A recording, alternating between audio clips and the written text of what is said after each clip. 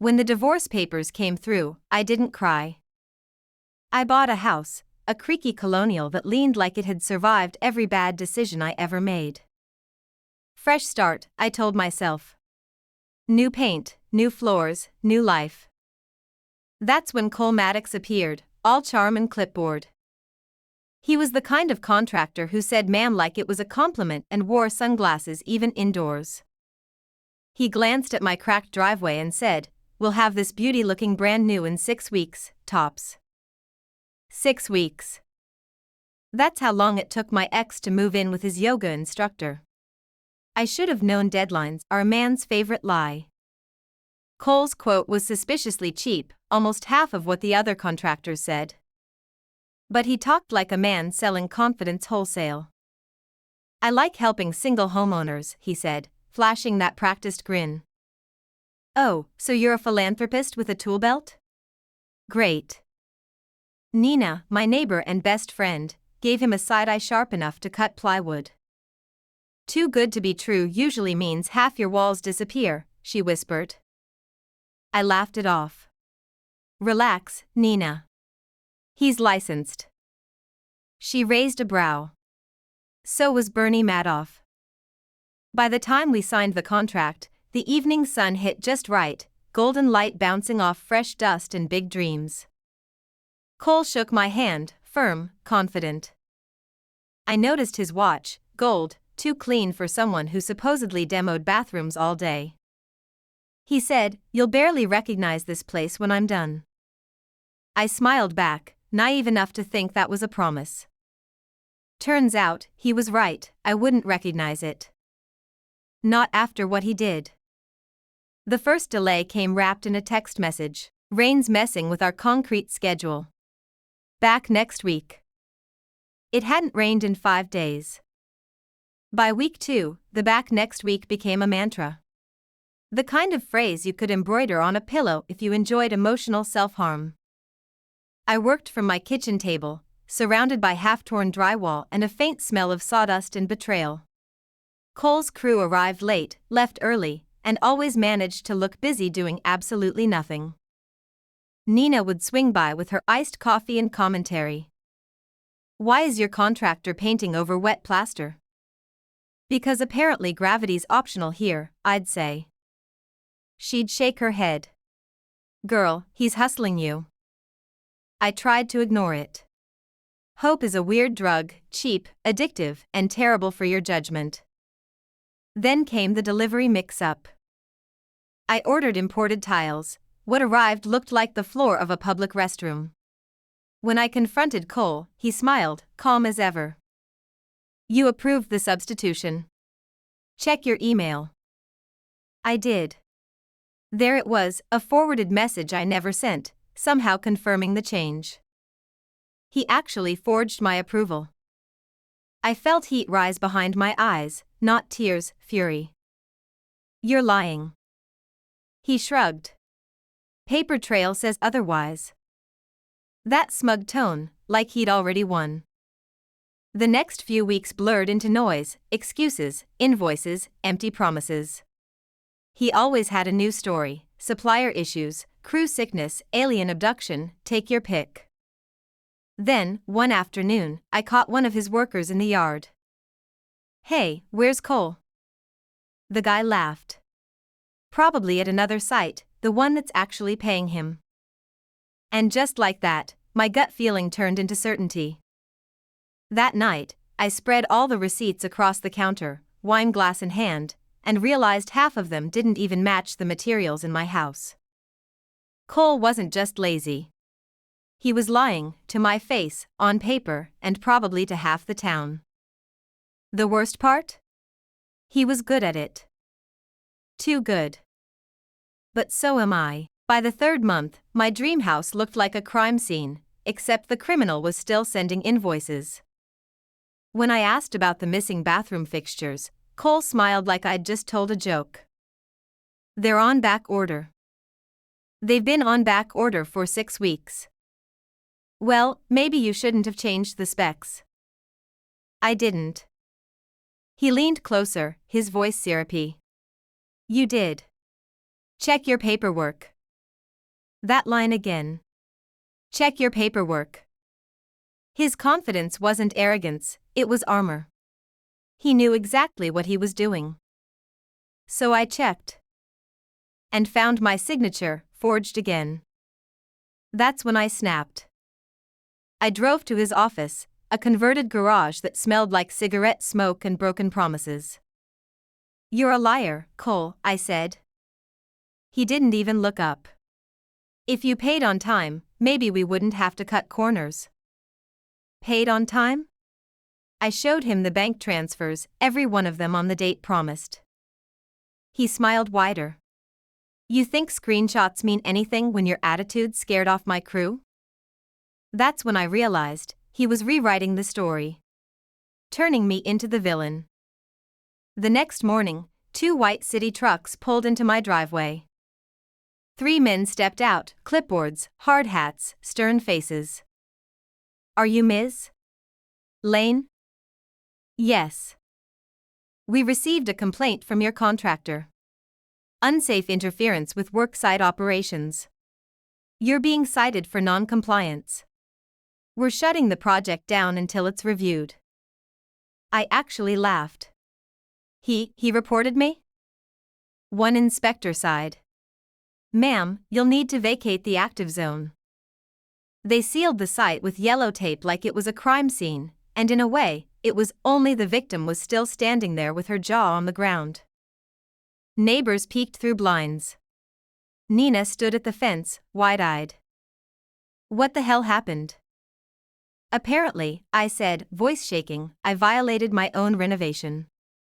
That night, my house sat in silence, half-painted walls, half-paid bills, half of me wanting to burn it all down. Cole had turned my own city against me. But I wasn't done. Not by a long shot. For 3 days, I lived on takeout in spite. Every time I walked past the taped-off porch, it felt like a yellow-lined insult. Caution, dreams under construction. Cole ghosted me completely. Calls went to voicemail, emails bounced. I even drove by his office again, door locked, lights off, smug energy lingering. Nina came over with a bottle of Merlot and that look she gets when she's 2 seconds away from committing a misdemeanor on my behalf. He can't just walk away.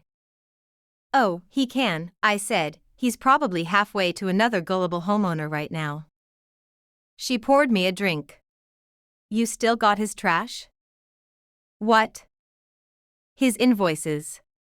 You said his crew dumped stuff here, right? Contractors are lazy. They throw evidence out with the drywall. At first, I laughed. Then I stopped. The dumpster sat in the driveway, overflowing with debris. 10 minutes later, we were digging through it like raccoons with a purpose. Among the dust and splinters, I found them, half-crumpled invoices, smeared with paint and arrogance. Same supplier names, same materials, but prices 3 times higher than what I'd been billed for. Fake vendors. Falsified costs. His handwriting. I felt something sharp inside me click into place, the exact opposite of fear. The next day, I called Rick Dorsey, one of his subcontractors. Hey Rick, this is Harper Lane. Quick question, did you ever get paid for the kitchen tile job? Pause. Cole handled that. I'm guessing he said I delayed the payment. Another pause. Lady, I'm not supposed to talk about it. I'm not recording, I lied. I just need to know. He sighed. He said to split the bill into 2 so it wouldn't look like markup. Perfect. That was the missing nail. That night, I scanned every paper, labeled each folder, and named the file blueprint for karma.pdf. When I closed the laptop, I didn't feel better. I felt focused. Cole thought he'd buried me under broken plaster and bad paperwork. He forgot one thing, I'm excellent at design. And I'm about to redesign his reputation. Revenge doesn't start with rage. It starts with research. By Monday morning, I had mapped out Cole's entire scam like a crime novel: forged emails, falsified invoices, witness list, everything.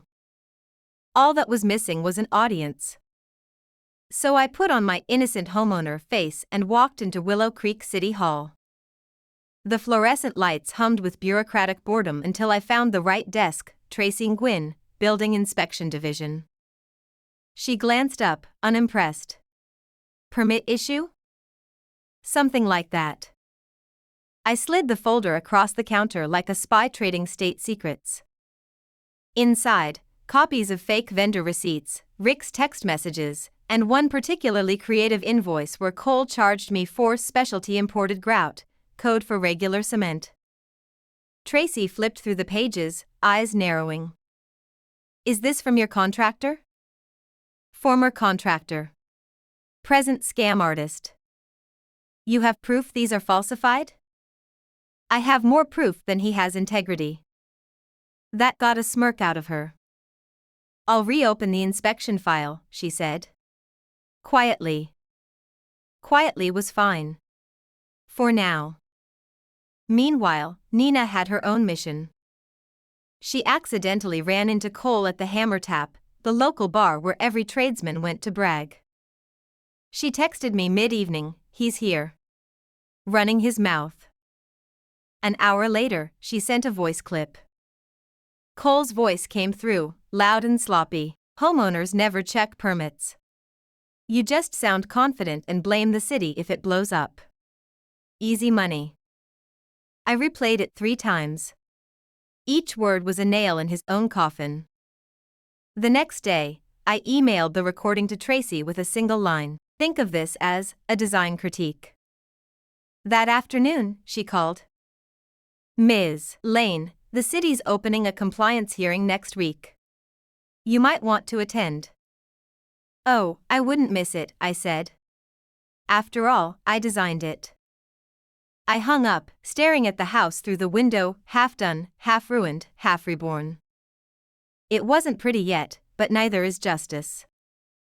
The compliance hearing was held in City Hall's blandest room: beige walls, buzzing lights, rows of folding chairs that smelled faintly of fear and old coffee.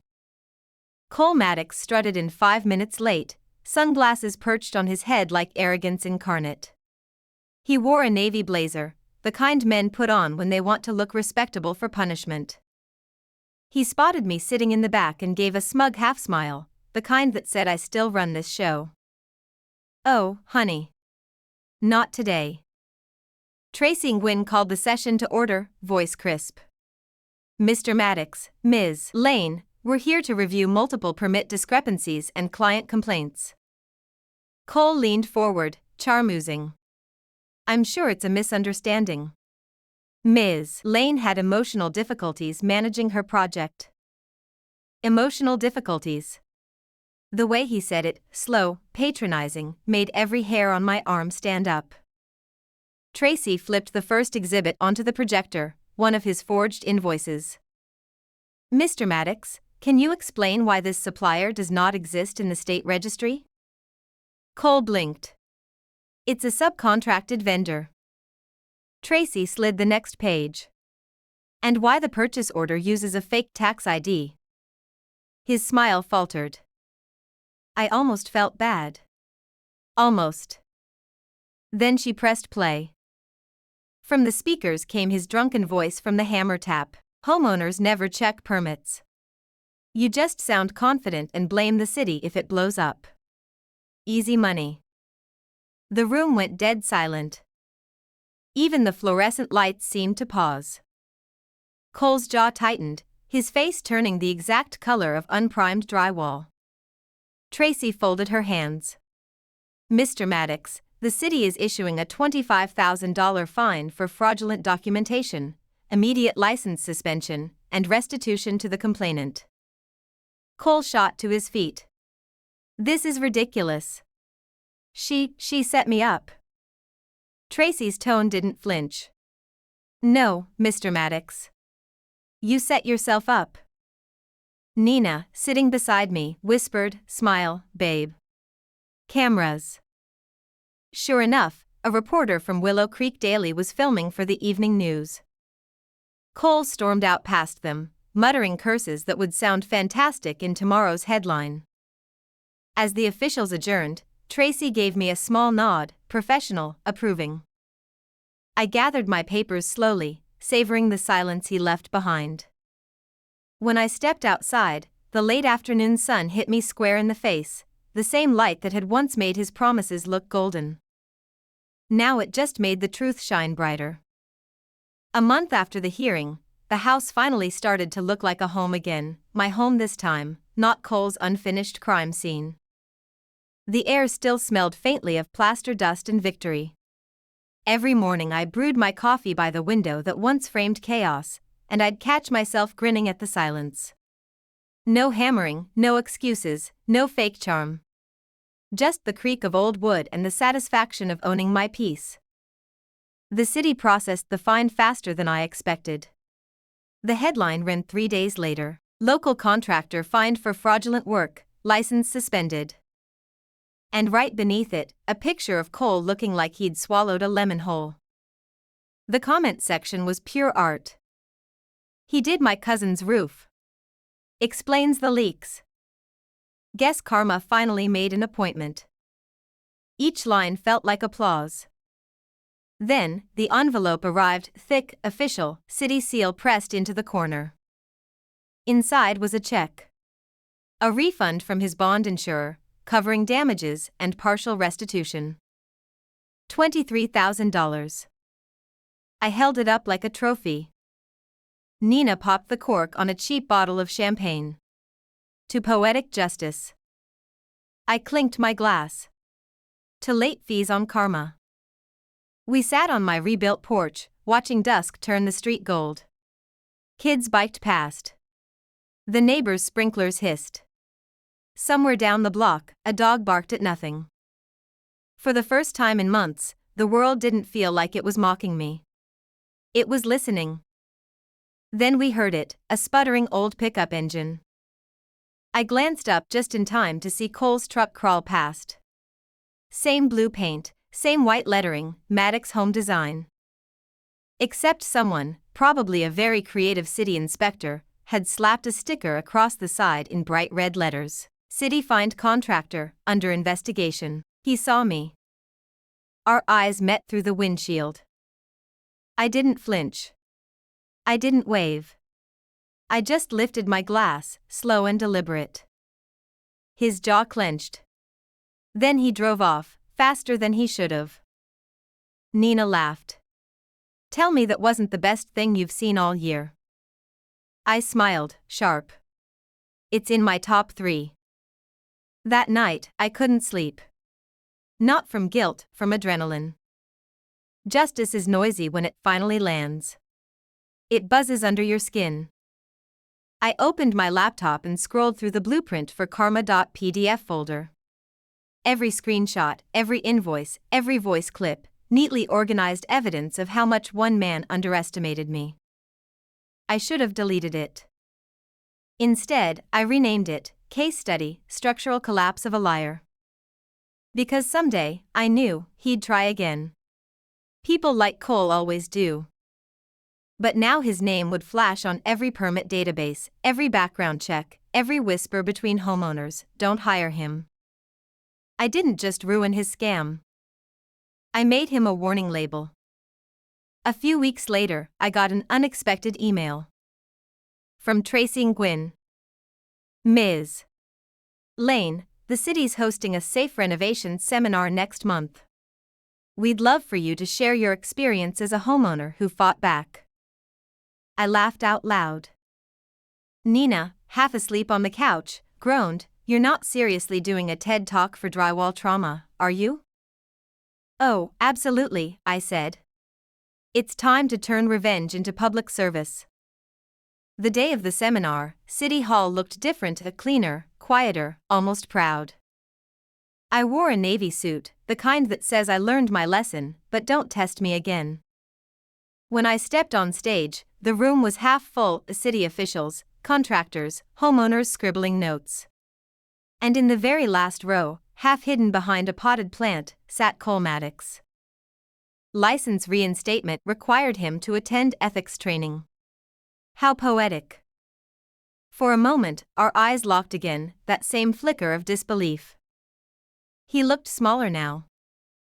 I looked like someone who finally understood what power really was: paperwork, patience, and precision. I began. Good morning, everyone. I'm Harper Lane, and I'm here to talk about what happens when you trust the wrong builder. The crowd chuckled softly. I paused just long enough for tension to hang. But more importantly, I'm here to talk about what happens when the builder trusts the wrong client to stay silent. His face drained of color. I kept going, steady, calm, surgical. I never said his name, but every person in that room could connect the dots. They all remembered the news article. By the end of my talk, people were clapping. Tracy was smiling. Cole slipped out quietly before it ended. When I drove home, the streetlights flickered on one by one, like small spotlights following me back to my rebuilt house. I parked, stepped onto my porch, and ran my hand along the new railing, smooth, sturdy, honest. People say revenge doesn't rebuild what you lost. They're wrong. It rebuilt everything: my home, my name, my faith in my own damn instincts. I looked at the house, the clean lines, the steady walls, the light spilling from every window. And for the first time since that handshake months ago, I whispered the truth aloud. Some builders fix houses. I fix reputations. Then, turning to camera, because every story needs an audience, I added, and when you deal with liars who think they can nail you down, make sure the hammer lands their way. Some builders fix houses. I fixed a reputation. And trust me, the city wasn't even the hardest part. If you've ever dealt with a liar who thought they could get away with it, you know exactly how satisfying this feels. If you loved watching this revenge unfold, hit that like, drop a comment with your savage comeback story, and don't forget to subscribe, because justice, served with a savage twist, is exactly what we do here.